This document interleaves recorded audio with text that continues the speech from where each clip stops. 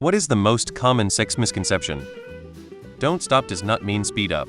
Keep doing exactly what you were doing and don't stop. That you're going to hurt me if you sit on my face. Please get comfortable and take my neck and face for a ride. It's way messier than movies make it out to be. Bodily fluids are sticky and smell, and you can't just roll over and go to bed. You got to clean that stuff up. But do it fast so you can get back to naked cuddles. Generalize. Thinking that what worked for one person will work for another. Just because you had sex doesn't mean the other person loves you. That everyone likes the same thing. Take the time to get to know what gets a person going. Teasing, touching, exploring their body, and learning what makes them tingle. Good communication is key. When you know exactly what a person likes, it makes sex so much better and more intense.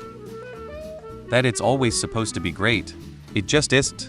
Even if you're with someone who you have a very intimate relationship with. Sometimes it's just what it is. That most women can climax from penetrative sex alone, or that bigger penis means better penis. Both patently false. How long you're supposed to last. That if you rely on drinking to have the confidence to have sex, it will suddenly become easy for you to do it sober. That frequent sex will cause a woman's vagina to become loose over time. That women want the guy to last all night. That women don't enjoy me touching their boobs. Maybe that's just my own misconception, but I thought it was only for my pleasure. Luckily often they actually enjoy it too. That men want sex all the time. And that it's always women's fault if there's not enough sex. Crock of shit. That sex begins when the penis goes in and stops when it goes out. And that sex has to involve a penis.